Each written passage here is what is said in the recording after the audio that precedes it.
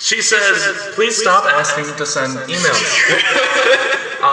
No.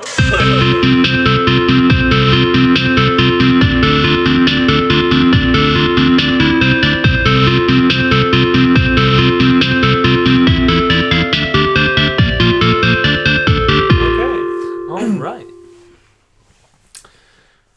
How do we do these again? I don't remember. Welcome back.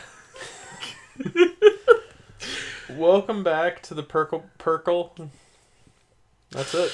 Welcome back to the Perkle. Game over, man. It's been a while. It's been a hot minute. By Stained since the last podcast. We took a unexpected hiatus. Yeah, I got a job. And I got back into college. And he got a college. I bought an entire college. So my video output has kind of screeched to a halt. And mine is sporadic at best. Yeah, I kind of stopped making videos and you kind of started making videos, so it's been interesting. Yeah, I just popped up with 6 real quick and then haven't done any for a while. Yeah. Well, I guess I'll spill the beans. I'm a cook. Spill the beans. Yeah, that's just what I've been doing. Hark!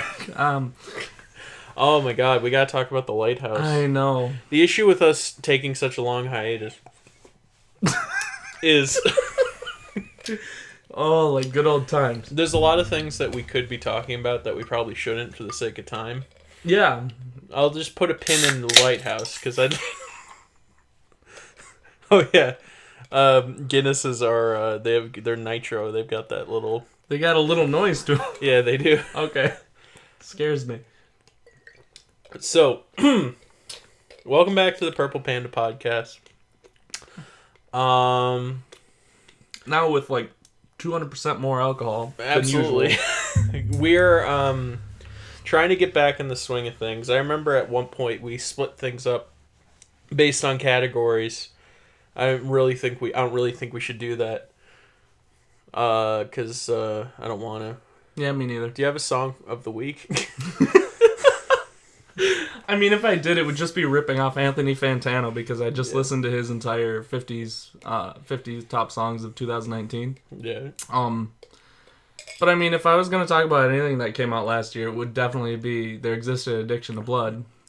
That's another thing I'd like to put a pin in. We can talk about that. I completely agree. So, yeah, if you care about what we are listening to lately, it's There Existed an Addiction to Blood, Hamilton, and then the top 50 songs of 2019 by The Needle Drop. So, and I'm listening to... I mean, it's funny, you could probably kind of see the beginnings of it when we last recorded the podcast, but now I'm just exclusively into electronic music. Yeah. I've kind of left rock and roll by the wayside, and now I'm just listening to that the good old Porter Robinson, Death's Dynamic Shroud, 2814, Daft Punk, stuff. Very cool. Just a variety of stuff. Oh, I also just listened to the entirety of Trilogy by Carpenter Brute. Yes. It was very good. I liked it a lot. Well, let's start with that then, shall we? I suppose we shall. So, my thoughts have been well documented. I did a whole video on Trilogy. But what did you think of it? I'm pulling up the track list right now because there are certain tracks I really liked that I'll have to make sure I go back and add back into my favorite songs playlist. Mm-hmm. But the first song I heard from him was Escape from Midwich Valley, which you showed me on a car ride home from the theater one day. Yeah. And you're like, dude, listen to this. And I was like, yeah, that was pretty cool. And then I forgot about it for a long time, and then the past month I've been trying to think of what the guy's name was, and I kept getting Brute, but I would turn it into Brutus. Right. And then when I would, instead of Carpenter, I would look up Christopher, so looking up Christopher Brutus just really didn't help me all that much. And so then eventually I just had to talk to you, and we got there. I listened to it. I listened to all of it. And there's a lot of really cool stuff in here, 347 Midnight Demons, yeah, Le Perv, those two songs back to back were really freaking cool. Yeah. Paradise Warfare. Oh, Paradise Warfare is cool. Was it? What the one with President? The one with the President. Yeah, I think it's early in the album. Wake Up the President was all right. Yeah. But yeah, it's cool. It's really cool. It reminds me a lot of video games. Oh yeah. Because like, it's straight up video game Yeah. action music, and it's really cool. Well, I mean, it wouldn't surprise you to learn that Carpenter Brute did a good portion of the soundtrack for the Hotline Miami games. Absolutely not. Yeah. This is the exact. This is what this is. It's that exact kind of vibe. It's the music from the Hotline Miami games. Yeah, I mean, one of the songs is like L.A. Venice bitch 80s. Yeah. That's like the whole. That's all you need to say, really. Escape from Midwich Valley was the music used in the trailer for Hotline Miami 2. A little fun fact. Very cool. Yeah. So yeah, Carpenter Brute. It's really cool. Listen to the whole thing. Absolutely. I plan on listening to more, and then I listened to a little bit of Arcade Fire on top of it. Sweet. And that's cool too. Like at the same time. No, afterwards. Like you just like you put it on in another tab. Oh, the ghost opened the door again. Hello. Oh. Yeah, no, that happens. That just happens now. Yeah, my door just opens. Yo, that's not unsettling or anything. Go close it. Usually it's in the middle of the night. That's not better. For the benefit of the podcast audience, my door just opened and there was no one on the other side of it. And that just happens now. Yeah, that's a common occurrence. How Honestly, long, how long has that been happening for? Long enough that I'm used to it. Well, I'll tell you, it's nothing creepy. I know exactly what's causing it. The latch is broken on that door, so occasionally, if there's ever like just a perfect like reverberation in the house, it just kind of pops open. So yeah, I hate that. I hate that a lot. Yeah, it's a good time. So yeah, anyway, that's a good album. Probably one of my favorite synthwave albums. Yeah, and I'm really digging the synthwaves. Awesome. They're cool. I like it a lot. Yeah, it's like I've been trying to push vaporwave a lot lately, but the easier one to recommend is synthwave. I think it's a lot more accessible than vaporwave. I would agree because it has the classic kind of arcadey tune to it. Yeah. Along with like weird sci-fi 80s. Yeah, and like 80s stuff is like really in right now, like the Stranger Things soundtrack and that kind of stuff. So it's like for sure. It's the kind of thing that could be pretty popular in the mainstream. Yeah. The only thing that's holding it back from being, popular is probably the fact that it doesn't have vocals. Probably. I mean, well, some of it does. Yeah. But yeah, so that's kind of all the music I've cared about lately.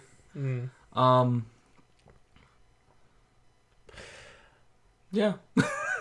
Speaking of all the music I've been caring about lately,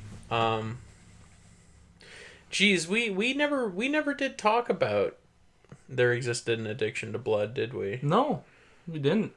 It's been that long since we recorded. Wow. Yeah, it's been like over half a year. Clipping put out a record Halloween of last year, and best album of 2019 for me. Yes, potentially one of the best rap albums of the last decade that I've listened to, for sure. I loved it when I first heard it, but then I listened to it over and over and over again, and it's one of those things where I loved it when I first heard it, but it kind of got to the point where it's like it's not so much that I just love this album, it's that I think it's a masterpiece. Like it's just a very, very strong work of art. Yeah. and I completely agree. Yeah. So I don't. It's almost like talking about it would be like spoiler territory. Because there's a lot of things you have to experience. And you and I would just do better off just digging into the whole thing from top to bottom one day. Track to track. And I'd love to do that. I completely agree. I would just say Elevator Pitch, it's a horror concept album that takes heavy inspiration from like John Carpenter scores from the 70s and 80s, and like takes a lot of like. There's a lot of influence from like B horror movies and kind of cheesy pulp stuff like that. Yeah. But it's a genuinely terrifying and unsettling album. The Show is a perfect example of that. Yeah, it's very, very unsettling and off-putting. Yeah, it's good. I love it a lot. At the same time, David's, bars are as great as ever. He's on fire. The production's awesome at all times. Oh God, yeah. It's great. And this is probably the most as far as clipping goes, this might be the most accessible album that they have. Probably. Which is, kind of weird I could see somebody being off-put by the lack of beats in most of the songs. It's I true. noticed a motif of this whole album is David rapping over like ambient noise. Yeah, but at the same time, it doesn't have a lot pushing people away as far as like too much noise or. There's a fair amount of noise. I guess it's less noisy than their previous albums, maybe. Yeah, there's about 2 tracks that have a pretty good amount of noise that I remember off the top of my head. But otherwise, most of it is just like some solid beats and ambient noise with some pretty damn good rap, son. Yeah. Absolutely. My album of the year, hands down. Like I said, probably my favorite rap album from the 2010s. Oh yeah. I mean, granted, both of us haven't really dug into rap not a whole later. That I've heard, it's my favorite rap album of the 2010s. Other like honorable mentions would be like Atrocity Exhibition. I guess I'd say No Love, Deep Web. Repent, Replenish, Repeat by Scroobius Pip.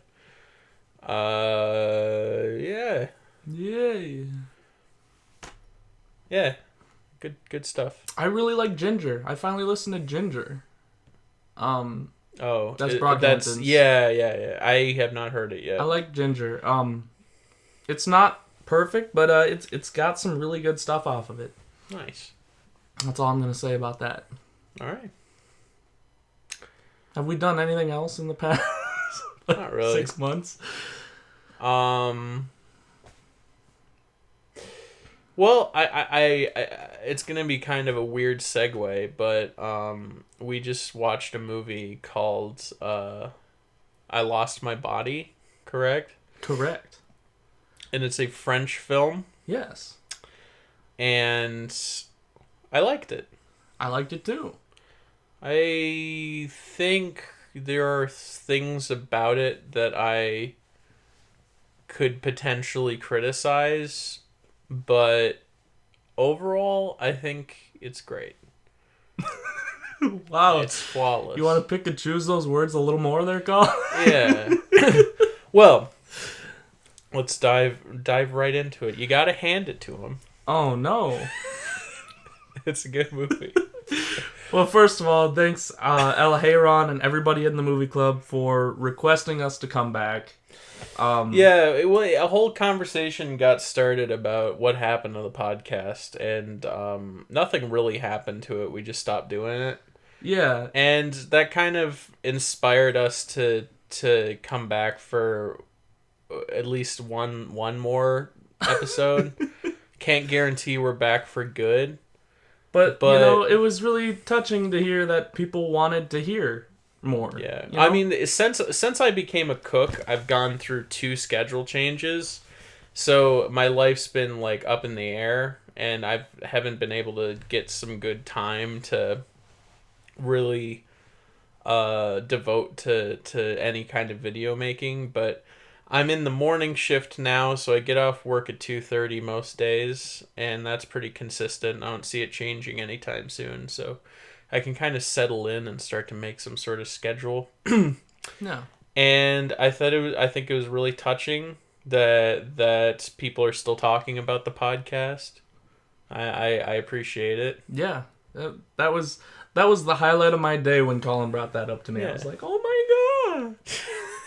No way! That's awesome. Oh, sweet. Because as irreverent and nonchalant a podcast as this is, it's cool. It's cool to hear that people actually kind of care about it. Yeah, and I appreciate it. That was really cool. And so we're coming back with a bang and a request to talk about this movie. It was all right. So all Haran, all We do this every I'm time. gonna call him Mr. A. All Mr. A told me about well, he implied that it would be too weird for me, and that What? piqued my interest. And This and being too weird? I would for you? like to say, I don't think you have a good understanding of the kind of things I watch. If you think those, no, Oh I mean, God. to be fair, it's weird, sure, Yeah, but I mean, come on, it's just a moving hand. it's just a hand. Yeah, Have you ever seen The Addams Family? yeah, exactly. It's just The It Addams just Family. gave me Addams Family vibes the whole way through. Oh, yeah. No, it has this thing where it's a somewhat straightforward traditional romance plot mixed with this kind of weird surreal plot about a severed hand exploring Paris. And as weird as that sounds, it's actually done in a way that's not super off-putting or No. bizarre. It just kind of makes sense in a weird way. And I was surprised at how conventional it was. I was kind of expecting it to be a lot more abstract. I was expecting oh, who's that guy who did Goodbye to Language? Given that it was French, I was expecting it to be really weird and abstract, but it wasn't really. It was relatively straightforward. As I was talking about a couple things that I could potentially criticize about it, I thought that. Oh, what's up? Oh, he just Googled Jean-Luc Godard. That's who I'm thinking of. I was expecting something of that caliber. I was expecting, or no, what was it? Got me off track. Sorry. What was I gonna say? You were expecting something a little bit more out there. Yeah, so more or less what it is it's when the romance stuff is happening, it was weird switching between the two to a certain extent, because when the romance stuff is happening, it's kind of cliched and it's kind of like nothing I haven't seen before.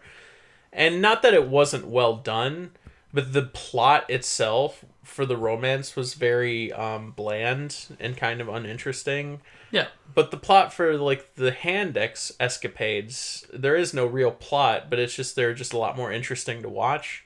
Yeah. I feel like the majority of the movie focuses on the romance, and like there's just a little bit with the hand. And I wanted more of the hand. I would have liked an entire movie with just the hand. You were waiting for the girl to start falling in love with the hand? Yeah, well, initially I thought that's how it was gonna be, because my prediction was that he messed up with the girl and then he died. I don't know. I'll just go into spoilers. Why not?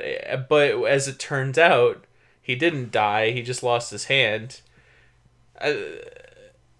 I was thinking the hand was gonna romance the girl, is what I was thinking. And I was excited for that. That would have been interesting. I was expecting the hand to show up with like a bouquet of flowers holding it as it's walking. Somehow.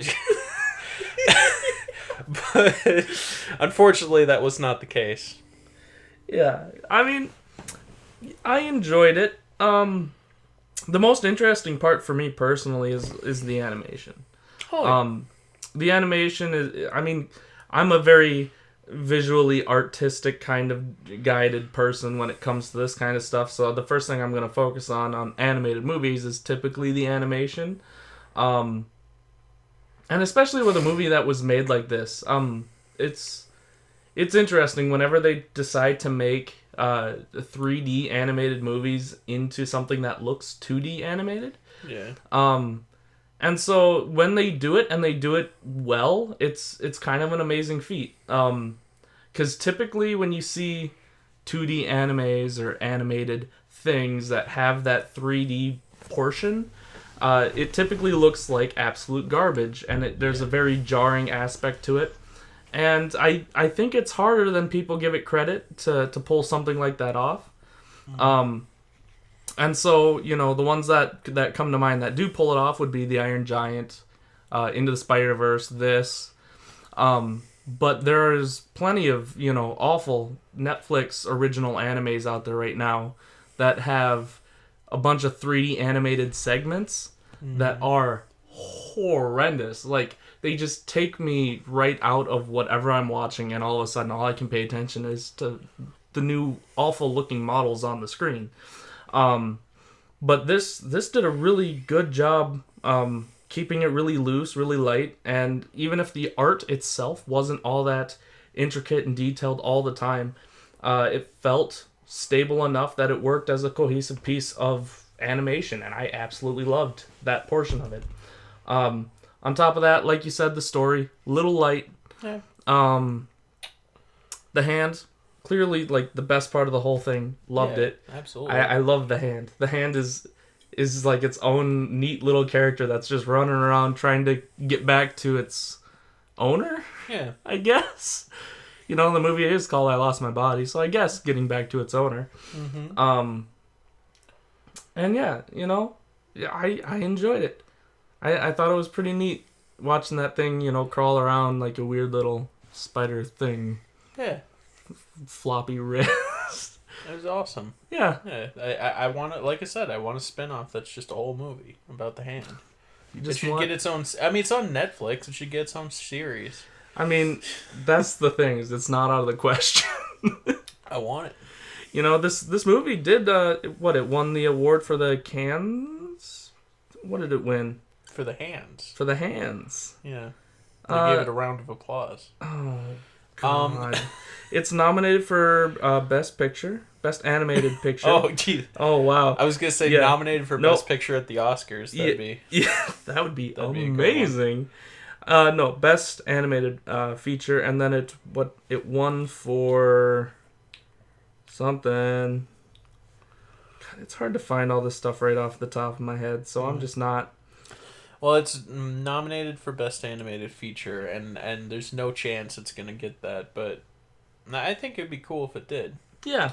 It's got my vote. I mean, I don't know what it's up against. I believe it's up against Klaus? Oh, yeah. Klaus. And probably Frozen 2. So Frozen 2 is going to get it. I mean, Klaus might. I've heard good things. I mean, yeah, but Frozen 2 is going to get it. I mean, yeah, probably. Don't bum me out like that, man. Well, I was just reading this thing this morning about how the Academy doesn't even watch the animated films. They just sort of vote for the one with familiar themes. We have it on multiple accounts that the Academy member is in charge of voting on the movies. They just call up their producer and say, which one should I pick? I don't have the time to watch them. Just tell me which one you think should. Oh my god. That sucks. It kind of like throws the veil off the Academy Awards, doesn't it? That when really it's sucks. Just a bunch of out of touch old guys who just don't watch the movies they're voting for. I mean, I knew that, but still. Oh, it's not. Frozen 2 is not in there. Really? How to Train Your Dragon: The Hidden World, I Lost My Body, Klaus, The Missing Link, and Toy Story 4. Huh. All right. So Toy Story 4 is gonna win. Yes. Yes. Toy Story 4 will win. Can we talk about How to Train Your Dragon for a little bit? I haven't seen it. Me neither, and that's I'm not going to, and that's the point. Oh. Okay. I'm told How to Train Your Dragon, the newest one, has like super good visuals, and I'm told it's a really good movie, but I couldn't care less. I mean, I enjoyed the first one. I didn't. The second one was okay. Like, as far as like animated kids films go, it was fine. I guess I always get just like vaguely annoyed when people are talking about How to Train Your Dragon. I guess Why? Well, maybe it's just this long-seated like I just didn't get it when I was a kid because I wasn't a dragon kid. I saw it in the theater, and I was like, whatever. Like even as a kid, it underwhelmed me. Yeah. Is the thing, and I guess it's the fact that like if you talk about all this great animation talent that's being put towards a movie, I guess it irks me that it's all going towards the third How to Train Your Dragon movie. you know what I mean? Like I don't know, it's just like such a nothing series in my mind. It's like I did when the second one was announced, I was like, what? You know what I'm saying? I was just like, what? They're making a second one? Yeah. Why? Who wants this? And maybe that's just my own perspective. And I'm willing to admit it is, because I feel like it's a pretty popular series, but I've just never got the appeal. I mean, I was kind of right there with you, because as soon as the first one came out, they released the second one. I'm like, okay, well, the second one is going to kind of bomb, and then that's going to be the end of it. Mm-hmm. And then they released a, like, Nickelodeon show of it. Yeah. And that's when I, like, was confirmed. Okay, it's dead. Yeah. But no, then they released the third one, and people have been just loving it, so I don't know. Yeah, well, people are well, I don't know. I just don't know what to think of it. Because it's like, yeah. So I'm willing to accept it's just not for me. I'm not going to criticize it in any meaningful way because I can't. Boss Baby taught me my lesson, because it's like I was hating on Boss Baby before I even saw it, and then I did see it, just to be fair, and I hated on it even more. Good. If anything, I missed the days in which I hadn't seen Boss Baby. That's fair. That's real fair. So yeah, that's just my little thing on How to Train Your Dragon. I know it's not a hot take or anything. Oh, did you see this new podcast? This one guy doesn't care about How to Train Your Dragon. But that's just how I feel about the whole situation. I don't hate the movies. I don't dislike them, because I have no reason to see them. That's my whole thing. You it's just like don't like dragons. And it's like you even tell me, like, Roger Deakins did the cinematography on the new one, and I don't care. I mean, I like Roger Deakins, but it's like, I mean, first of all, I'm gonna have to see like the second How to Train Your Dragon movie if I want to see the third, you know, and I just don't want to do that. There's too much time put in. Yeah, exactly. It's just too big of a time sink for a weird dragon movie that like only like internet deviants enjoy. I like children and internet deviants are like the target audiences for this. Well, like people who do fan art. I know what you mean. You know what I'm talking about, I know right? exactly what you mean. It's just funny. Oh, yeah. So that's my thing. We've been gone for 4 or 5 months, and I just needed to have a whole section on how little I care about How to Train Your Dragon. You just need to get that out there real quick. I just need to get that out of my system. Do we want to do like a quick rundown on some of the categories for Oscars? Just quick, because I mean, sure, why not? I haven't seen most of them, so I can't dig into any of them really. Yeah, we also got to talk about. Have you seen 1917? I haven't yet. Okay, I know you're real excited about it. We can wait on that. So yeah, let's just cover kind of some of the big categories. We got Best Picture, Ford versus Ferrari, haven't seen it. Yeah. The Irishman, haven't seen it. Jojo Rabbit, it was good. Joker, it was good. Little Women, haven't seen it. Marriage Story, probably gonna see it soon. 1917, haven't seen it. Once Upon a Time in Hollywood, it was good. And Parasite, I've tried to see it twice and haven't either time. We should give our story on that. I hate it. I'm so mad. Me and Josh went to the good old Alamo Draft House. This section brought to you by the Alamo Draft House. And we got our meals. I got like a vodka martini thing, and I had like pretzel bites. I think I was settled in. It's I remember that day. I was starving. Yeah. Because my pretzel bites arrived, and you were like just sitting there suffering because you could smell them. I was just staring at your pretzel bites. Yeah. And I ordered I got like wings and a burger and a couple beers, and I'm just like, I need sustenance. Yeah. So And that all came, and we were just eating. yeah, and so we were just eating, and we are like, oh, the movie was supposed to start at 8:00. I guess it's just a little late. We kept eating, we kept talking. Cut to an hour later. The movie never started. They did start playing the before the movie stuff where they play kind of some of his older stuff and some interviews with him about the movie. So we started watching some of those. Those were pretty funny. They had some Korean game show stuff. Yeah. Which was odd. Yeah, that was funny. But yeah, so we were just kind of hanging out watching that, and then next thing we know, a lady comes out and she's like, the movie doesn't work. The movie doesn't work. So we're going to try to get it working. We're going to comp all your meals. And yeah, I'll be back in a little bit. So we're sitting there, hanging out, finishing our meals. And the next thing we know, the lady comes back. Yeah, so it's just not going to work tonight. So we're going to give you all free movies. We're going to refund you for this one. And so, yeah, we both got a free movie, free meals, free popcorn. Yeah. And we left the theater. And it's like, okay, whatever. It should be noted that we had just ordered 2 big things of popcorn when she announced the meals were being comped, because they're offering out popcorn and whatnot after they announced it was all free. So we ordered 2 big orders of popcorn and literally carried them out in garbage bags. Yeah, it was great. That was absolutely hilarious. And so then a couple weeks later, we're like, okay, so we still want to go see it.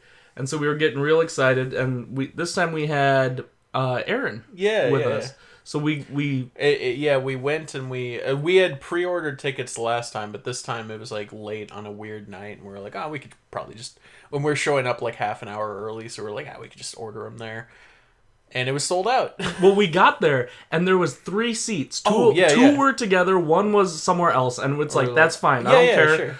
So one of us will go sit somewhere else for the movie, and then we'll reconvene afterwards. It won't be a big deal, whatever. And so we're giving her our cards saying that we got a free movie. And it took her long enough to figure that out that by the time she had it, all 3 spots had been taken. Yep. And so we didn't get to see it. Yeah. And instead we saw Jojo Rabbit, which was also good. But but never before have I attempted twice to see a movie in a theater and neither time been able to do it. It was awful, man. I still haven't seen it because I just feel like if I try to watch it now, I'm going to have like a heart palpitation and just like pass out or something. Yeah, I kind of feel that. And it's one of the weirdest things ever. But that movie has been getting so much praise and just all over the place that we need to see it. Yeah, I will see it. It's a foreign picture that's in a Best Picture nom, so that's pretty stinking amazing. I will see it. It's just I'm super upset and bitter that I couldn't see it in the theater. So it's in theater still. Yeah, but I'd have to go out of my way. You'd either have to go up to Landmark or Alamo. Yeah. And I'm not going to Alamo. I'm not trying to see that movie a 3rd time at the Alamo. I have thought about it. I have thought about it a couple times. Yeah. Yeah, it's a dangerous role you're taking. I don't have the money to go to the Alamo that many times. It's a good... Here's the thing. I feel like we've been slandering the Alamo. Well, not slandering, just spitting hot facts. They juped us out of seeing the same movie twice. But it's whatever. These things happen. The Alamo's this kind of place where the food's really good and it's a great place to go to, and I really love the atmosphere, but it's so expensive. Yeah. So I only go there for special occasions. Granted, if you only went there and you just got a movie ticket, you would get free water throughout the whole movie, and that would be it. And that's not too bad, but like, when I go there and they're like, yeah, you can get anything you want. Here's a menu. Just order anytime throughout this 3-hour-long movie. And I'm just like, well, I'm probably gonna. Yeah. I mean, you don't go to the Alamo and not order food is the thing. Like, even if I set out to not order food, you get that menu there, and like halfway through the movie, I'm really craving some wings. Speaking of which, hold on. Let me get this out of my system. Yeah. So I got the wings, right? And we're sitting there, and I'm just like chomping on these wings, and they're good. I'm enjoying them. And then I finish the wings. I finish, everything else on our area was done. I hadn't gotten my burger yet. And so then I'm like seeing, and I got like some celery sticks left for my wings. Yeah.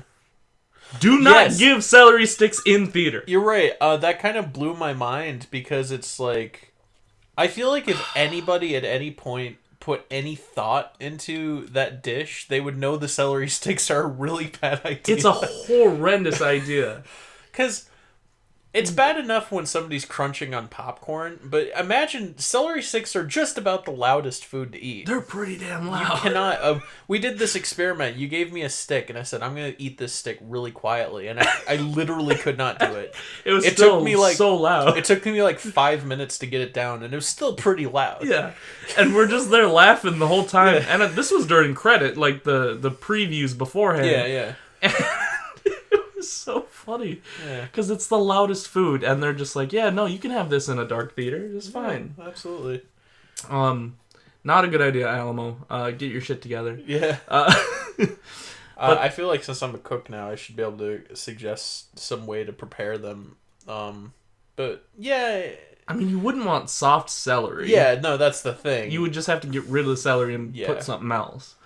Carrots. I mean, if they were soft carrots, maybe. Yeah, boiled carrots. Yeah. Hard carrots? No. Just do fries, man. I mean, yeah, that'd probably be good. I mean, at least fries, like, you can eat them kind of quietly. Oh, yeah. Well, and depending on what kind you get there, sometimes they can be pretty dang soft. So, yeah, that'd be fine. Anyway, that's my rant on the Alamo Draft House choice of side for the wings. Yeah. Bad idea. I'm not even going to talk about... They expect you to cut it into little tiny pieces. That would not be quieter. That's fair. Because, man, you'd have to cut them, and that would be really loud. That's fair. Leading actors and actresses, I haven't seen, like, any of them, basically, so...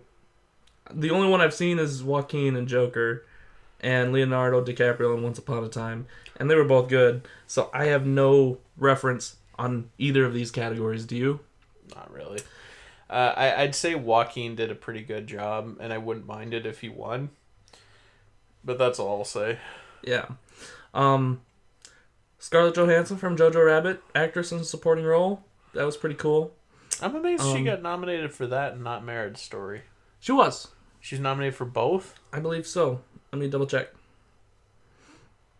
Because, apparently she did really well in both of them. Yeah. Yeah, she was for Marriage Story as well. Okay, alright, cool. So, yeah, she got 2 noms this year. Sick. Hot damn. She was good in Jojo Rabbit. Cinematography is kind of my favorite category currently. Yeah. As far as the movies I have seen and have enjoyed. We have The Irishman, which I don't know. But then we have Joker, Lighthouse. Oh, I didn't realize Lighthouse was nominated. Yep, Lighthouse was nominated. That's a tough call. 1917, and then Once Upon a Time in Hollywood. And the Roger Deakins curse strikes again. So basically, every time Roger Deakins gets nominated for something, even if he's done a really, really good job like he did with 1917, there's almost always another movie he's going against that's arguably better. That sucks. Like when he did the assassination of Jesse James by the coward Robert Ford. Have you seen that? I haven't seen it. It's some of his best work in my opinion. I think it's beautifully shot. Really, cinematography wise, one of his best movies. Absolutely. But it came out the same year as There Will Be Blood. And There Will Be Blood won, and it's like I find it hard to dispute that. Yeah, like he's just got really bad luck going against arguably better films, and it's like it makes me feel sad because he has done great work. Like I don't want to downplay his cinematography. It's just he keeps going against these films that are like more deserving, arguably. And this year, it's The Lighthouse. That's a bummer. However, I don't think The Lighthouse is going to win because the Academy doesn't really give a lot of love to movies like that. It's true. So I feel like 1917 stands a solid chance of winning, and I would be perfectly okay with that. Even though I personally would prefer The Lighthouse to win for cinematography, because it is, I mean, 1917 is really good and all, but The Lighthouse is just on another level as far as cinematography goes. Yeah. I'd be fine with 1917 because it is very beautiful, very well shot. So, moving to the next thing that I saw and you saw that probably the best movie I've seen in a while has been Knives Out. yes, We saw Knives Out. I wasn't really expecting to like it that much, but it's extraordinary. It's quite good, and it actually has an Oscar nom. Yeah, for what? For writing, original screenplay. It's its Alright. only Oscar nom, unfortunately, but it is an Oscar nom. It should be nominated for Daniel Craig's performance. It really should have. Which, when you told me that was going to become like a spin-off ongoing series with Daniel Craig... I don't know about that, but there's a Knives Out sequel in development focusing on Daniel Craig. Which means it's going to have nothing to do with this family, I'm guessing. Probably not. It'll be a different case. Which I'm pumped for. Yeah. I'm very excited about. Because if you haven't seen Knives Out, Daniel Craig is probably the best part of that whole movie. With the disclaimer, his performance is not good in the traditional sense. I disagree. Well, I think... Here's the thing. Let it... Let me be clear. His accent is just awful. Now, I can hear you typing. A bigger no. The big no. When you look a little closer. Okay, so his accent's terrible. Daniel Craig cannot pull off a Southern American accent, but he still rocks it. He kills it in that movie because he doesn't care. And it is the thing. And it's so likable. He can't quite pull off that accent, but he doesn't care. Oh, he Ryan goes Johnson hard into it. Yeah, he's not at all ashamed of it. He is putting it out there. Some of his line deliveries are they're charismatic in how bad they are. Oh, yeah. Like, and it's not the delivery, it's just the accent. Well, it is the delivery, too, at times. Yeah. Because, like, there's some phenomenal delivery that he does in that movie. Well, yeah. It's just, he's one of my favorite characters in any recent movie. Yeah, that's fair. He's just so... Because it's weird, because he's not at all the characters I was expecting. I was just expecting, it's Daniel Craig, and he's just going to be playing this, like, badass, cool detective guy. And he's kind of a bumbling idiot, except he's also a really good detective, is the thing. Like, he's like a weird southern version of Sherlock Holmes. Yeah. Just a little... It's weird, because he's kind of goofy and incompetent, but not incompetent. It's like, it's weird, it's hard to describe. Goofy. I think he's like a goofy Sherlock Holmes is kind of what I would call him. Yeah. And it's, yeah. Yeah. I like it. And the movie itself's really good. Really well edited, I'd say. That's the biggest strength. Pretty well acted. Michael Shannon's in it, and that's always a good thing. 2 thumbs up. Yeah, all the acting in it was good in my book. Yeah. I don't remember disliking anybody in it. Toni Collette's like the polar opposite from her character in Hereditary. Yeah. There are some politically charged scenes, but they're not directed towards our...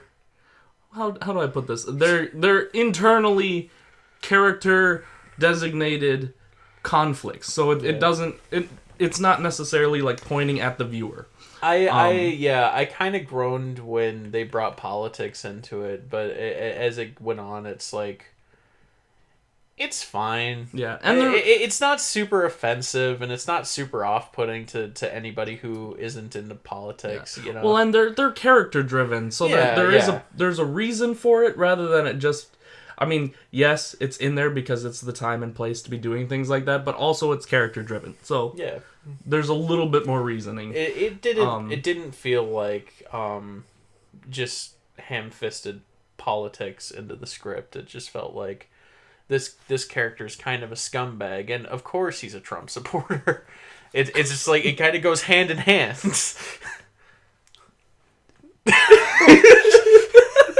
I'm just saying that's how the character's written.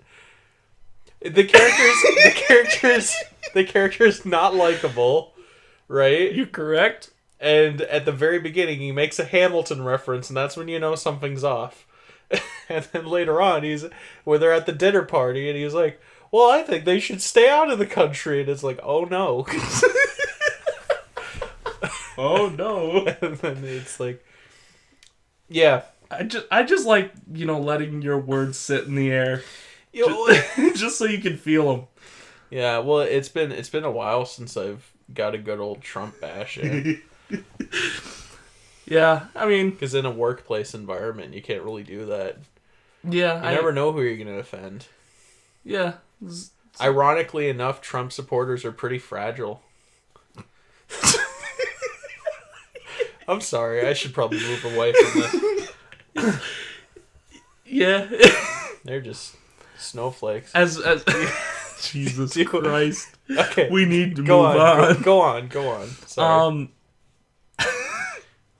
Oh my god. Yeah, I loved it. I thought it was great. I plan on buying it when it comes out on Blu-ray. It's one of my favorite movies that came out last year, along with The Lighthouse. Yes. I can't remember anything else that came out last year that I'm going to buy. Oh, I bought Midsummer. Nice. Midsummer was amazing. I don't think we've talked about that. We talked about that. Did we? We must have. Are you sure? It was so long ago. I don't think we did. We talked about it. I don't know, man. I'm pretty sure we did. Whatever. It was good. Midsummer was amazing in my book. I think I might have liked it more than Hereditary. No, I definitely liked Hereditary more. I know you say that. Yeah. But I do believe I think I liked Midsummer more. And that's strictly because of Florence Pugh?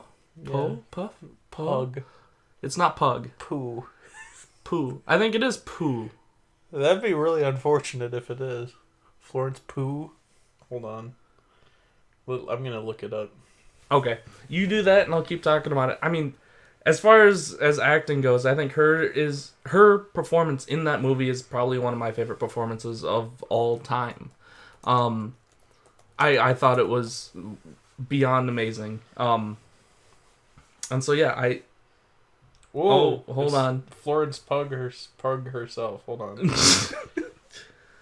Oh, we're not going to be able to hear it because the yeah, mic's you'd have to plugged in. unplug it. All right, I'm going to do it on my phone. Okay.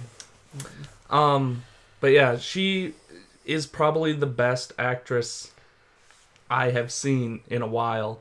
'Cause she blew me out of the water. She blew it out of the water. Literally. Yeah. Because it came out around the same time. Yeah. And I think more people went to go see Midsummer. Midsummer did surprisingly well. I was kind of surprised. I know somebody on Twitter that I know was complaining about it because it triggered her. And oh man, it's weird thinking of these things that I had so much to say about when they happened, but the podcast wasn't going on, so I couldn't. And I'm just like recollecting. Because she was like, somebody should have warned me that it would be so graphic. And it's like, well, that's kind of the nature of R-rated horror movies, isn't it? Yeah. I like them. Yeah. Nonchalant. Whatever. That's how it be sometimes. Yeah. I don't know. Okay, Florence Pugh. What you got? Pronunciation. And we got a little video. And the results are in. How to say Florence Pugh? You say it like that. Pugh. Florence Pugh. It's Pugh. like Hugh, but with a P. All right, got it. Pugh. Awesome. So Pugh. Florence Pugh. Florence Pugh. Got it. It does not look like that, but there it is. Anything else we've seen this year? No. I think we've covered Uncut Gems. I think we've covered every single movie I've seen this year. Yes. That was decent. Yeah, I it was liked good. it.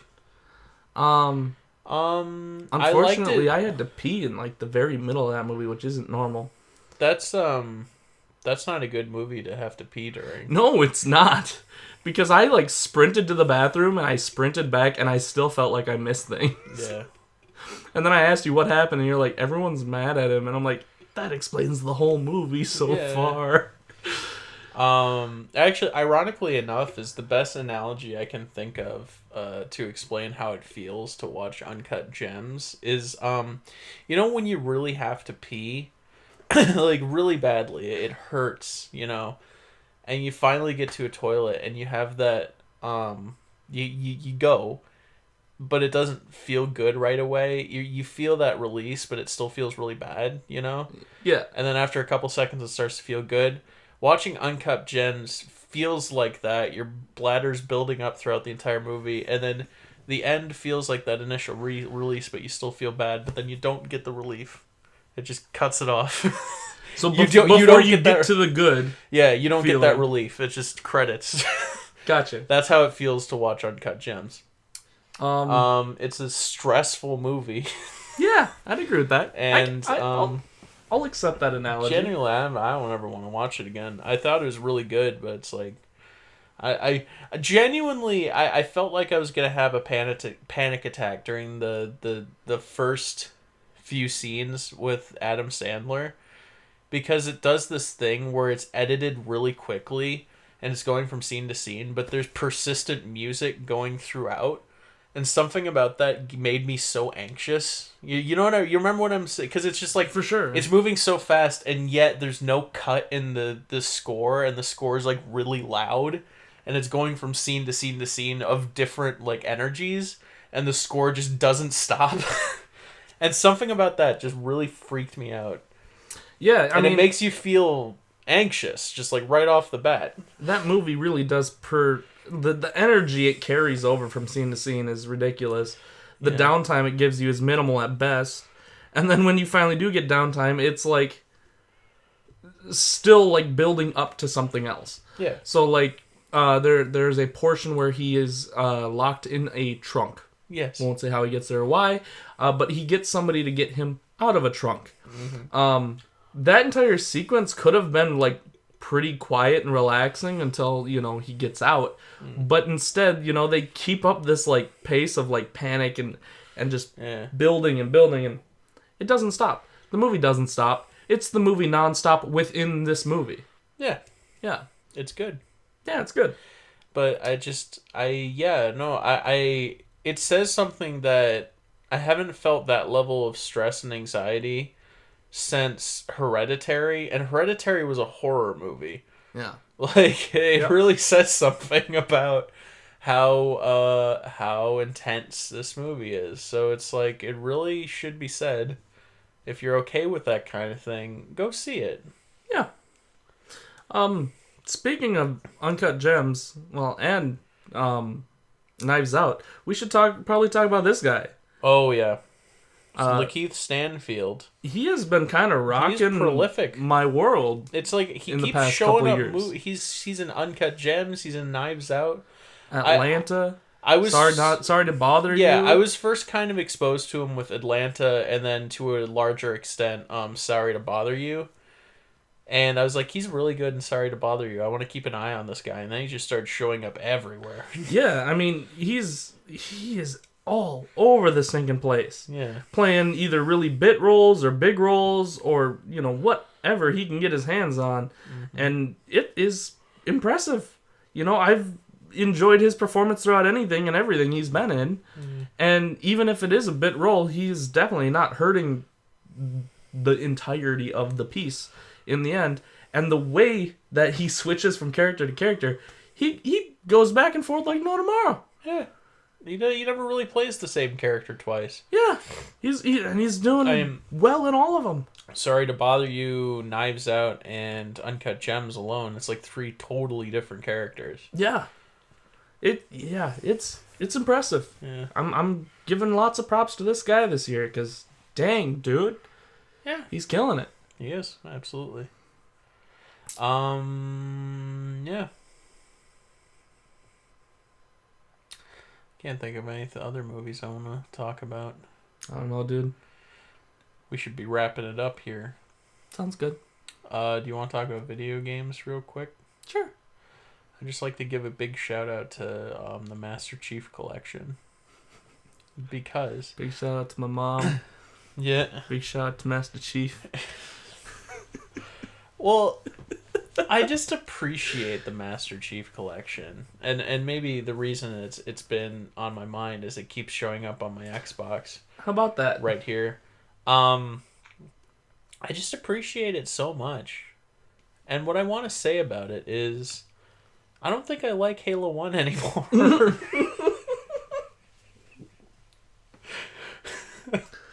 That's a fair criticism. You feel me on that? It's incredibly dated at this point. The multiplayer is still good. Yes. Don't get me wrong. Yeah. All right? I remember really liking the campaign. I remember thinking the campaign was the best of all the Halo games when I was a kid. Mm-hmm. And so just recently, just for fun, I sat down and was like, I'm going to play through the campaign again because I got it on the Master Chief Collection. And I don't know what changed. It's hard. It's bad. It's confusing. It's not outdated. It's just poorly designed. Yeah, it is. Like, it's really... It's got this thing where a lot of the levels consist of going through the same hallway over and over again into the same room and killing the same enemies, just like repeated. Mm-hmm. There's this one level where you have to make your way through this base, and it's just this really long linear level. And it felt like a genuine nightmare because I was just doing the same thing over and over again. And it's like every time I would leave a room, I would be like, please give me something different. And it'd be just the same thing again. And I'm like, oh, man. Yep. And then when I got to the end of it, I was like, cool, I'm done with that. That was like a really bad level. And the next level is the same level, except you have to fight your way through it going the opposite direction. Yeah. And it's like, how did I ever like this game? Look, and I would like to say I rage quit on it, and I didn't finish it because the Flood are terrible. Yeah. Dealing with them is so annoying. They're infinitely respawning. You can't deplete their numbers. And they're just awful to deal with. Oh yeah. And I got to this level. It's the you know what I'm talking about. The scene where you find the guy who's been taken over by the Flood. And he's this big wall of flesh. Mass. Yeah. Yeah. It's a really cool scene. But I went into it with low health. You get a checkpoint right when the cutscene ends, right when Master Chief domes him, and that's the best way to describe it. He puts his fist through the guy's head. Yep. And you get a cutscene. You get a checkpoint right there, and I was pretty low health and low ammo going into this, because I've just been running through all the enemies because it's just like it's easier to do that than to try to deal with them. And put me in this position where there's only one way out. There are 2 doors that are blocked shut, and how the room works is you have to fight your way out through that hallway that you came in from, except now it's flooded with Covenant. And after a set amount of time, it's like 10 seconds maybe, the 2 block doors open and floods start coming out of both of those doors. And this room is, if you have low health, it's literally impossible to leave. And I tried it maybe like 60 times. Oh my god. Like over and over and over again, trying different strategies, trying to run away and hide somewhere and let them fight each other or something, but like nothing worked. And I just gave up because I was like, I'm not having fun. Yeah, that sucks. It's just I know that Halo, like, first person shooters were still in their infancy when Halo came out. You know, they're still working out the bugs. But it's just it's aged poorly to the point where it's just like it's just not good anymore, unfortunately. And that made me really sad because it's like I used to love Halo 1 when I was a kid. On the upside, the gun gameplay is still really good. Well, that's the thing. It's amazing that I didn't quit on it beforehand because the combat still holds up. The combat's still great. It's just the level design is ass. Like, the level design's terrible. So that's my thing. And I also like to say Halo 2 is infinitely better. I tried out Halo 2 because I actually never played Halo 2 as a kid. How's Halo Infinite? Wait, what? Isn't there a Halo Infinite? No. What's... yeah, Halo... Wait. What's the new Halo called? The one that hasn't come out yet. Is that Halo Infinite? No. Yeah, maybe. I Could don't be. know. Yeah, I think it's Halo Infinite. This? Yeah, there is. Okay, cool. Sorry. Yeah, Halo Infinite, I think, is the name of the new one that hasn't come out yet. Gotcha. Halo Guardians is Halo 5. It's actually not bad. I didn't even realize that one had a real name. Yeah, it was Halo 5 Guardians. And I like the multiplayer in that game a lot. Cool. It's not very Halo, but it's good. Okay. So I don't mind. The campaign's a little but so was Halo 4's campaign. Yeah, that's fair. Otherwise, I've been getting back into Mario Odyssey. It's good. Big surprise. Slay the Spire. If you like card building things, Slay the Spire is really cool. I've been enjoying that quite a bit. Both of us have started Control. Yeah. I like it. Me too. It's solid. Yeah. That's all I have to say about it, really. Yeah, I like the tone. The thing I can appreciate most about it is it feels very subversive and weird and uncompromising. Mm-hmm. And I appreciate that, coming from a big AAA game. Yeah. I appreciate how weird it is. It's like a AAA studio head played PT and they were like, oh, this is kind of trippy. Wouldn't this be fun if we did a game that was a little like this, but a little bit more normal? Well, that prompts the question. That's weird. Okay, our mic's still good. Cool. I just wasn't expecting a noise to happen. All right. That prompts the question, and I was pondering it earlier today. Is Control a horror game? No. Not really. I would say no. It's very frightening, though. At least to me. There are certain rooms that when I'm in them, I just can't wait to get out of them. If it's a horror game, it would be the surreal end of horror games because it is more about how unsettling an area makes you feel and how weird different areas can be. Yeah. Rather than it actually being a horror game, you know? I don't know about you. Every time I'm in a room where there are, I think they're called hiss agents about, and they're just hanging in the air, and the entire room, you just hear above you just people talking, and there's just voices in the background when you're in that area. Mm-hmm. Every time that happens to me, I just get anxious and I want to leave. Yeah, it's not like a scary... Well, I mean, it gets kind of scary, too. There are the hiss... suicide bomber things that are pretty, straight up horror. Yeah, they're straight out of Dead Space. Yeah, like they're very scary. But other than that, there's not so much straight up horror as there is just like you're just unsettled throughout most of the game. So it prompts the discussion. Could you consider Control a horror game? To which I would say not really, but kind of. I mean, you could, and I wouldn't fault you for it, but I wouldn't. Yeah. I feel like Control... I feel like what I would say about it is, you know how horror movies lately have been having a bit of a renaissance where subtle horror is making a comeback? Movies like The Black Coat's Daughter. Control is kind of like that, but for horror video games. It's got a bit of a horror atmosphere, but there are no jump scares and stuff like that. How many, games came out that are kind of like this though. Like as far as that tone. That tone, I can't think of many. Ironically enough, the closest I can kind of think of is Alan Wake. Although Alan Wake's got more of a straightforward horror tone to it. Yeah. I don't know. Yeah, I'm not I mean, sure. thematically, the closest thing I can think of is SCP, but that's definitely a full-on horror game. Well, yeah, and that's more based on that has a lot of ties to this. You know, it's very similar. They're based on the same stuff. Yeah. Like, as far as like tone, you know, I can't think of many games that have this kind of tone. Times in Dark Souls? No, oh my god, this is gonna drive me. Dark Souls has a horror tone, but it's not a horror game. That's true. Yeah.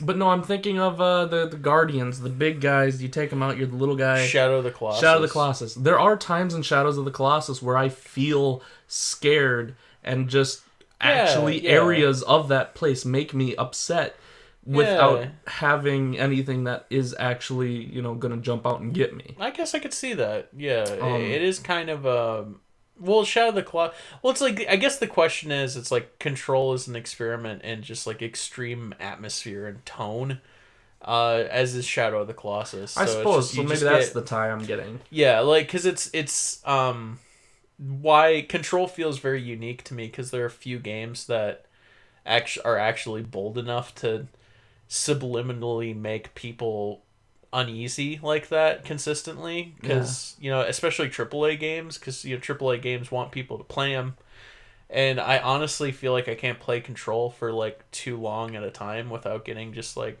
I'm done, I need to take a break.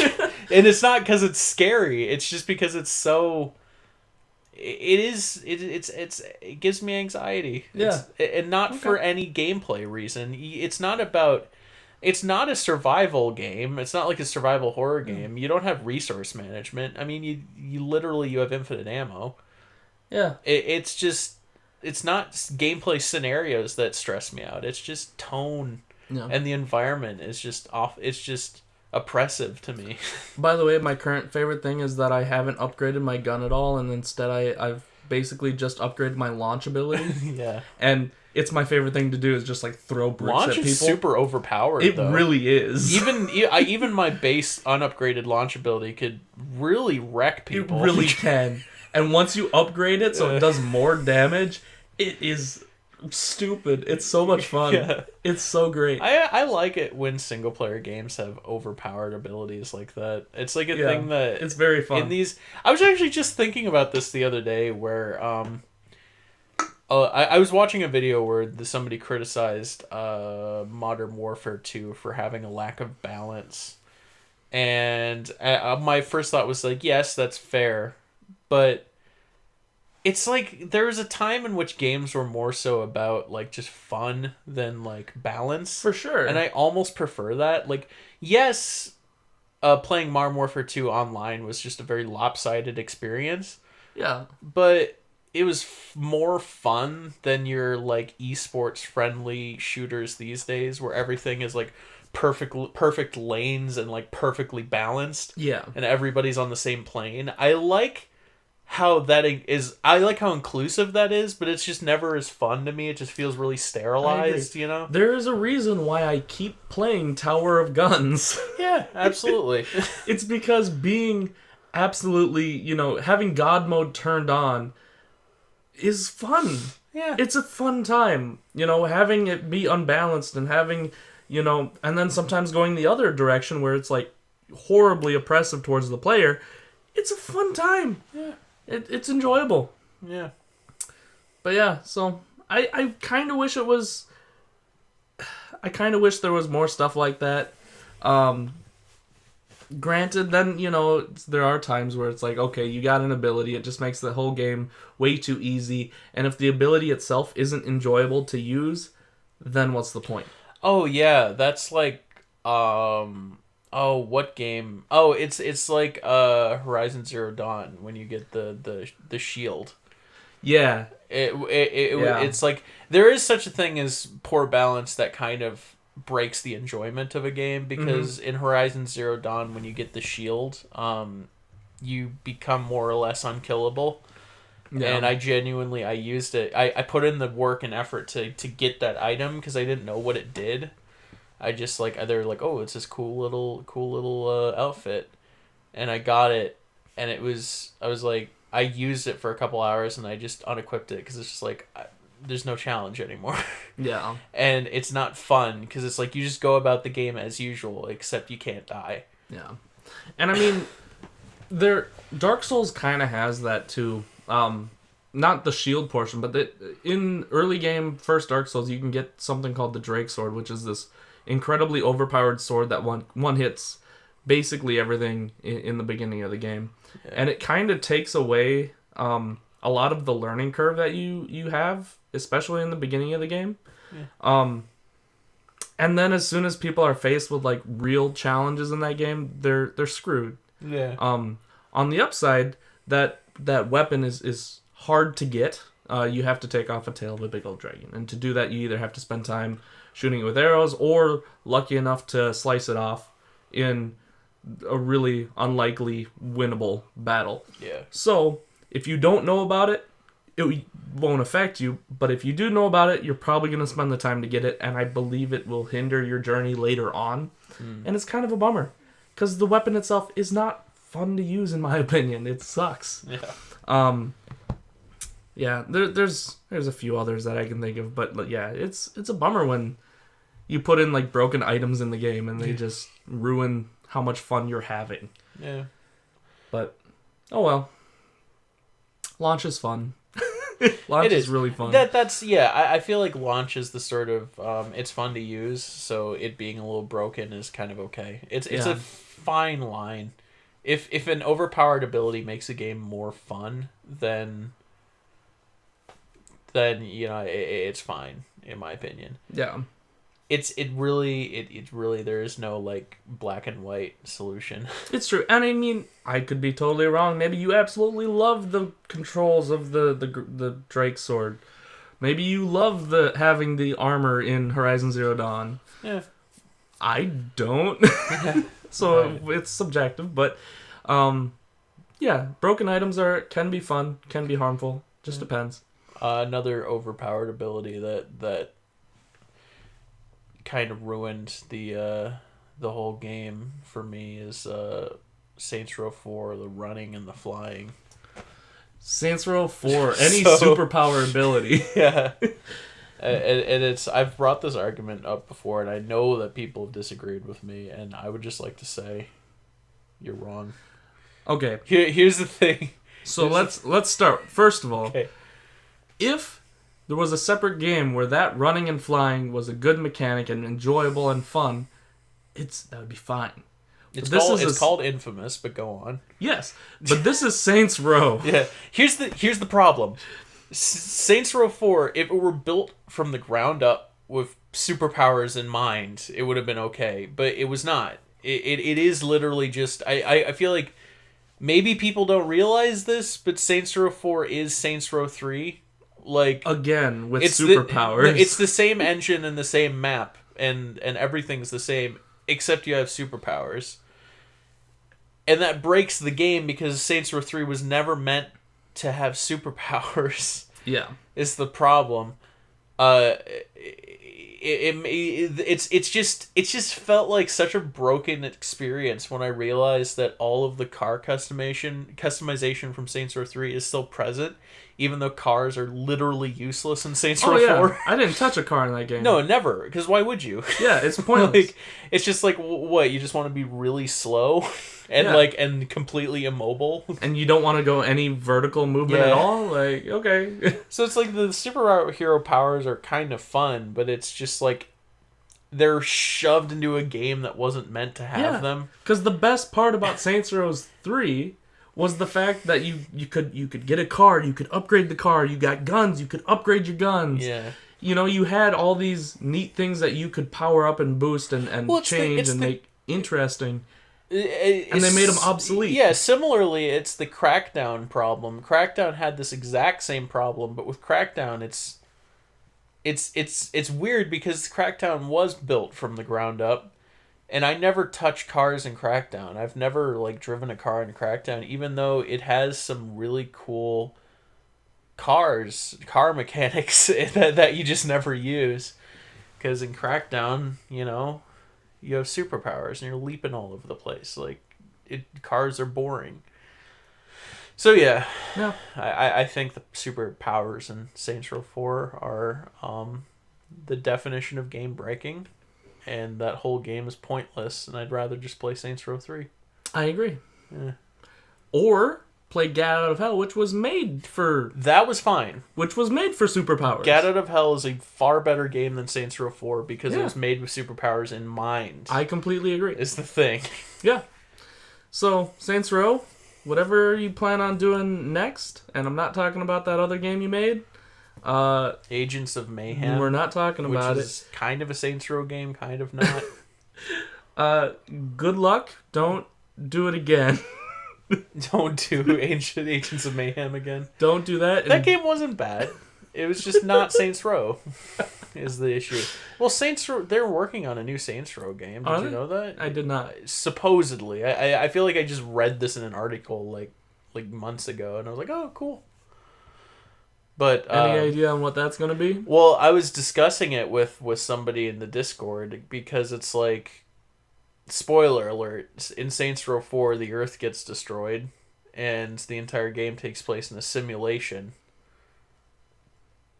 So where are they going to go from that? It's just going to turn into Mass Effect. My thing is, either they're going to go full sci-fi with it, which I don't know if I'd be fully on board with, or they're just going to reboot the series. And I'm guessing they're going to reboot the series.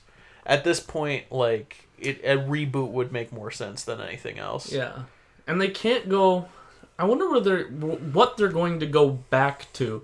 Because they can't go back to their origins, because that's just a GTA ripoff. They're gonna have to keep it ridiculous, because that's the identity of the Saints Row series. Yeah. Nobody's gonna forgive them if they go all GTA again. Yeah. And they can't go as ridiculous as they just went.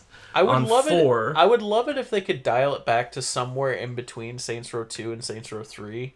Like, maybe not even as ridiculous as Saints Row 3. Just dial it back a little bit, because Saints Row 2 is already kind of out there. Yeah. So, personally, I'd love it if they could bring it back to earth and make it a little more grounded, but still have those ridiculous elements. Yeah, and that's kind of what makes those ridiculous elements work, is because the fact that everything is grounded, and then you bring in something crazy, and that's why it's fun to do. Yeah, absolutely. All of a sudden a shark pops out in the middle of the street because you shot a plunger at somebody. Yeah. Well, it's just like Saints Row 3 is not to ape off of what you just said, but Saints Row 3 has this moment where the game jumps the shark. And it's when the sci-fi it's when the city gets invaded by the sci-fi soldiers in little rocket jets. Yeah. That's when it goes overboard, I think. And that's always been my least favorite part of Saints Row 3, to be honest with you, that second half with all the agents everywhere. Yeah, it's kind of a bummer. Yeah. But the gang fights, all that stuff was really fun. Like, trying to take over every gang's leader. Yeah. Like, that was really cool. In what? Crackdown? No, that was no. In Saints Row. There was like 4 different gang types. Yeah, you're right. For some reason, Crackdown has that too, though. I forgot about it in Saints Row 3 for some reason. Yeah, and that was all really enjoyable. So yeah, I enjoyed it. I wish there was more. I wish there was more game for that. Yeah. But at last, we got 4. Yeah. I just hope the series doesn't end on 4. Yeah, that'd be a bummer. I feel like I'm taking crazy pills whenever people say 4 is the best Saints Row game or something like that. 'Cause it's like, no, it is not. 4 is just like the epitome of, like, we didn't want to make another Saints Row game, so here this is. Like, it's just like, hey fellas, what if we just took Saints Row 3 and then just, like, mashed it up with Infamous, because that's popular, and then just release it. Yeah. They're like, yeah, sure, why not? Hot question. Has there been any talk about Infamous? Not Ever? since Ghost of Tsushima has been in the works. But that's right around the corner, when right? When is that coming? I don't know, sometime this year. Ah, It's right around the corner, you know. good lord, that needs to come out. Well, I'm hoping what I'm guessing is that they're gonna get Ghosts of Tsushima out, and they're probably gonna switch gears and make a new Infamous for the PS5, just because the timing's lining up pretty well. If they release this and then the PS5 comes out, Sony's gonna want a flagship game on the PS5. They might already be working on it for all I know. It's true. Like, I feel like, because Infamous Second Son was the flagship release title for the PS4. Well, and that's why it surprises me that there hasn't been another Infamous game. You know, Yeah. that game, as far as I know, didn't do poorly. It did really well, actually. Yeah. A lot of people bought it. I'm guessing we'll get a new Infamous on the PS5. So, I mean, I guess... So, have they been working Question. on Ghost of Tsushima ever since I think, Second Son? I don't know. They've certainly been working on it for at least a couple years. I know that. But I don't know how long they've been working on it, to be honest. But my question to you is PS5 or Xbox Series X? Now I've got to go 5. For now. The reason being is because the onwards, backwards compatibility from 1 to 4. That's my main thing. If that turns Yeah. out to be true, if it turns out that it's fully backwards compatible with 1 through 4, which I still think is too good to be true, but if it turns Yeah. out to be true, then that's going to secure it. Yeah, and currently, even if it was just with 4, I would probably still have to go with PS5 just because most of my games are PS4. Yeah. Um, Well, see, what I've been doing here, let me show you. This visual aid's not going to work on the podcast, that's but fine. what I've been doing is I've been playing way more old... Don't mention it. That's hot. I just did that to annoy my dad. So me and my dad have our own Netflix accounts on my account. I've got my account and one for him, and we were picking a profile picture for him, and then he left the room, and I picked Will Smith because he hates Will Smith. That's amazing. And yeah. So yeah, I would like to show you. I've got like a lot of like original Xbox and Xbox 360 titles on the Xbox One, because that's the main selling point for the Xbox One for me. The fact that You can get anything. Yeah, I got these basically. backwards compatible titles. Mm-hmm. Like the fact that I have this 4K gaming machine on which I can play Republic Commando really pleases me. Well, for sure. And I'm loving having all these old games at my disposal, because a lot of these I literally own copies of. I own copies of this game, this game, this game, and this game. Yeah, that's gonna transfer over well. I own copies of Skate 3, Battlefront 2, and Republic Commando. I own all of these. Some of them I own a couple copies of. But I still bought them again on Xbox One just to have them on the Xbox One, just for the convenience of it. Yeah. Because, I mean, they were all like $5, so it's like, might as well. How you liking Bloodstained? I have not played it yet. I have it downloaded, but I haven't played it. Hit me up when you do. You liking good. Oblivion? I have not played it yet. I Oh. have it downloaded, but I have not played it. How about Banjo-Kazooie? I have played a little bit of it. Cool. I don't play games. I just like looking at them. Yeah, I just like collecting them. Ooh, after parties here. Anyway, so if the PS5 has that, where you can buy games from all eras of PlayStation, that's gonna be awesome. Because then between my PS5 and my Xbox One, I'm set. Yeah. So really are. that's why I would go with the PS5. Yeah. Also, I kind of hate the Xbox One. Have you ever used one? I know that, like, as far as menuing, I've menued and used a little bit of one. The menus It's awful. are painful. They're horribly Yeah. designed. That nothing works right. It's just a mess. Yeah, it's trying to be like Windows. Yeah. And it doesn't work. It's really bad. Yeah, it's really bad. The PS4 isn't my favorite, but it's at least it's it's good. it's- it's good enough. It's basically functional, Yeah, it's functional. which And I it works. appreciate. Which is what it needs to do, right? Yeah. I would call Xbox One barely functional. There are times where I just get upset because it's just like, how is this not working? Especially amazing. whenever I have to download something. It's like this thing gets stupid when I have to download something on it. Download something real quick. I want to see what you have to do. Okay. This is real great for a podcast. I don't care. Let's what should I download? Fable. Okay. Where's Fable? It's down a little bit. There it is. All right, let's download Fable 2. Cool. Install. All right, so we got something in our queue here. If I can get to it. There we go. It's installing. All right, so far so good, right? Yep. I'm going to try to pause it. Okay, that didn't work. And here's my problem. Oh, there it is. There it goes. There it goes. Now I'm going to resume.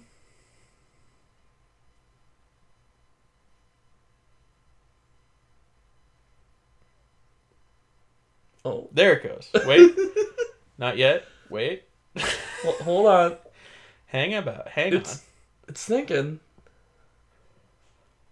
All right, let's just let that. There oh, it there goes. we There it go. goes. There we go. Let's pause all real quick.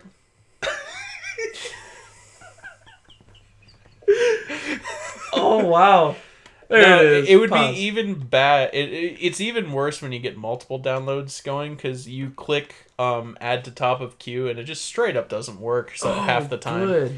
So, yeah, no, Xbox One is a terrible, terrible system as far as UI goes. That's amazing. It's worth owning simply for the Master Chief Collection, if I'm honest with you. Just having all the Halo games in one place. That's cool. Yes. Yeah. Gears 5 is pretty good. Cool. Fortnite is getting uninstalled. As we speak. And like I said, the backwards compatibility. All the games are really good. Yeah. But the console itself is garbage. The controllers are good too on the Xbox One S. I like them. Sometimes it's a little confusing because I played on that one that you kept giving to me with the wonky layout. Yeah, the Battlefield 1 controller that I've had since way before I had an Xbox. Yeah. It works. It's a wonky controller, yeah. It works, but it's something you have to get used to, that's for sure. Yeah. But yeah, you know, how's Sunset Overdrive, the one game I actually thought might be really neat to play and never was able to?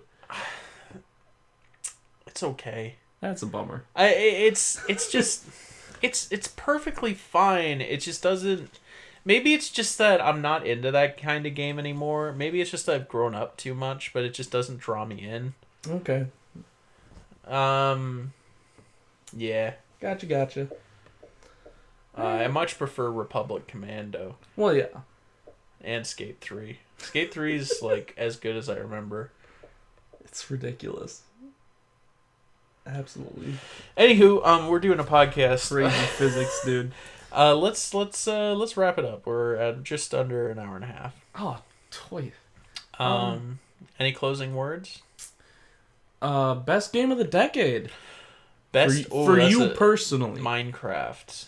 For you personally? Yes. Okay, because I would say Minecraft is the best game of the decade. Objectively. Yes. Most influential, most like right place at the right time. Yep. I would 100% agree with that. Yeah. Me personally, my absolute favorite best game of the decade would be Bloodborne. Yeah, that's fair. Just because I obsessed over it. But I mean, Minecraft is pretty high up on that list too. Yeah. It's amazing what Minecraft did. Yeah. I feel like even people who don't like Minecraft would have to appreciate what it did. Yeah. And how influential it's been. It's like the Beatles. I don't like the Beatles, but if somebody were to say the Beatles are the most influential rock band of all time, I'm not going to disagree with that. Yeah. It's impressive. For sure. Yeah. So, good on you, Minecraft. How many copies of Minecraft do you own? You know better than to ask a man that question, Josh. All right, let's do the rundown. Yeah. Okay. I own 2 copies on PC because I bought it once and then I lost it and I had to buy it again. And you didn't want to try to get your password, so you just bought it again. I remember that. You told me, and I'm like, what are you talking about? I have bought it 2 separate times on phones, 2 phones that I've had. I own it on Switch. Yep. I own it on PS4. Yep. I nearly bought it on Xbox, except fortunately Xbox has it with Game Pass, so I haven't had to. So you would have. I would have. Okay. And then don't you also own it for 360? I do. Yeah, you're right. I do own it for 360. So how many copies in total is that? 1, 2, 3, 4, 5, 6, 7. At least 7. I might be forgetting about one. At least 7 copies of Minecraft. That is hilarious. Which is problematic.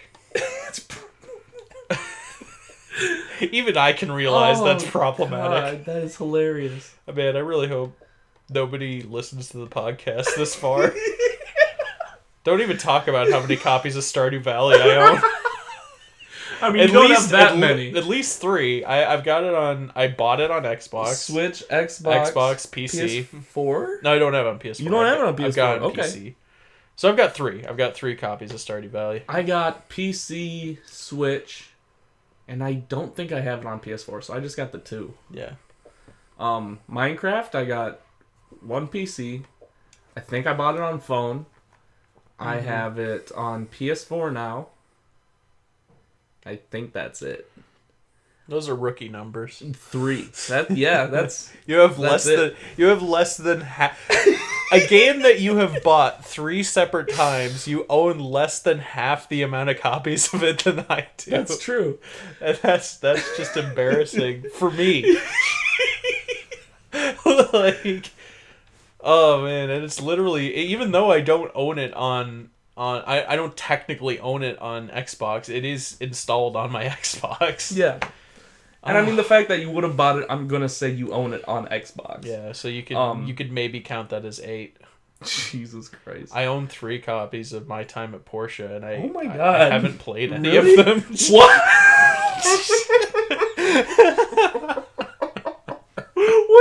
Why? Do you want to know why? Yes. What the hell? Okay, here's my history of My Time at Porsche, alright? So, I bought it on PC back when it was in early access, because it looked interesting.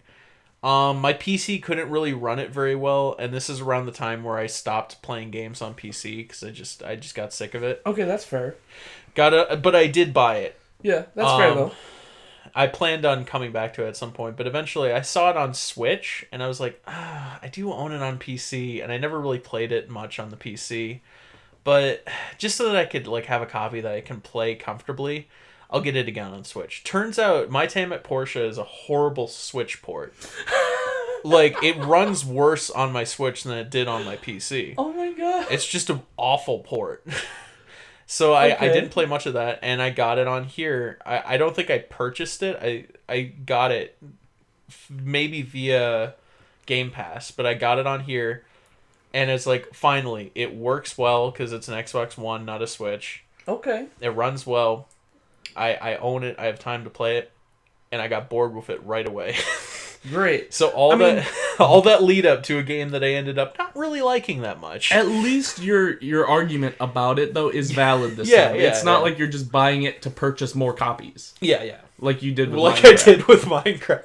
I don't even know why I own so many copies of Minecraft. You want the availability of playing it wherever you can. Yeah, literally sometimes you're gonna laugh at me. Well, yeah. Literally, sometimes I have purchased Minecraft while on a different console, while I've been playing it on another console. Is that real? Just because I felt like playing it on another console. I think that's what happened with the Switch. No. No. How it was I was sitting upstairs, and in like my underwear because I had like the day off or something, and I was just like nobody was home, and my PS4 was downstairs. I was like, I want to build something in Minecraft, but I don't want to go down. Oh my god! I don't want to go down and like put clothes on, so I bought it on the Switch. So that I could build without putting clothes on. That's the worst thing I've ever heard. Because I am. Oh my god, that is hilarious. Because I'm an American. I spend my money wisely.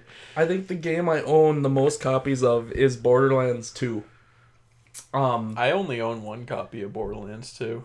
No. That's not true. You own at least PC. 2. I've got on PC.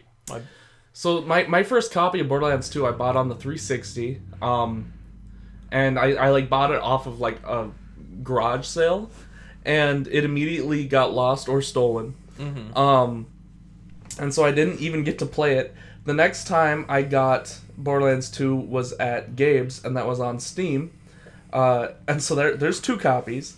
The next time I got Borderlands 2 was in a triple pack for the 360 with Mafia 2, Borderlands 2, and Spec Ops: The Line. That's fair. So you didn't get it for Borderlands 2, you got it for the other games. Well, I got it for Borderlands 2 as well. You know, Okay. Spec Ops: The Line and Mafia 2 were just happened to be, bonuses That's to that. fair. So there's 3 copies.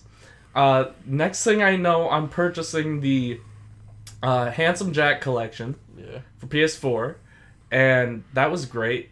Played it. It was awesome. And then I gave my copy of the Handsome Jack collection to my brother and repurchased it, a digital copy, so I no longer had to swap out the disc between Bloodborne and Borderlands 2. Nice. Because I was doing that every day, swapping out the discs. And I know, it sounds like it's not a problem. It was driving me nuts, and my brother wanted Borderlands 2, so it was a win-win situation. He paid me a little bit of money for it. It covered like half the cost of what Borderlands 2 was at the time, which was like $20, or the Handsome Jack collection or whatever. So that's 5 copies of Borderlands 2 that I've owned. Nice. So I'm getting there. So it's 2 or potentially 3 fewer copies than I own of Minecraft, yes. Yeah. Hey. So yeah. I own 2 copies of Skate now. So that's fun. I own your previous copy of Skate. Yeah. I had to buy it because I sold the old one to you. I know. I remember this level. Oh, yeah. I'm not good at Skate. Me neither. I'm like really bad at Skate. This has turned into a Let's Play without the Let's Play. Let's stop this. Let's stop. It's been fun. Yeah, it's been fun doing this again. Let's do it some more. Sure. Another time. Absolutely. It might be a whole lot looser, and it might be like more focused on certain topics or items. Yeah. Don't expect all of them to be as long as they used to be. I kind of want to do just kind of shorter things. Yeah. I was kind of thinking of making this one shorter, but we got wrapped up in this whole game thing. So. Well, and it had been so long since we had done something like this. Yeah. So I want him to. It was nice I to sit and chat. Cut him down if we keep doing it. For sure. But yeah, it's been fun. Let's do it again sometime. All right, guys from the movie club. Thanks for all your love. Thanks for all your comments. That was very sweet. Absolutely. And you're the whole reason why we're doing this. Yeah. Basically, all the pretenses are gone. I didn't expect anybody to watch this. I just there's some people that are talking about wanting to hear us, and that's enough for me. Yeah. Like, if it wasn't for that, it might have been a while before we released anything else. Either of us. Like, individually, let alone together. Granted, I've been thinking about doing another project with you, but it was going to be a while before that even happened. So this was a nice little surprise thing that it was brought up in chat, and then we were able to do it. So, hell yeah, you guys have no idea. That made my day. Yeah. Thank you very much. It's been fun. It's been real. This has been Panda and the Big Boy. We'll see. I'm the big boy. Yes. You've been rebranded. I've been rebranded. This is a reboot of the podcast, so you need a new name. Okay. Thanks for watching. I'll catch you on the next one. Catch you on the next one. Sayonara.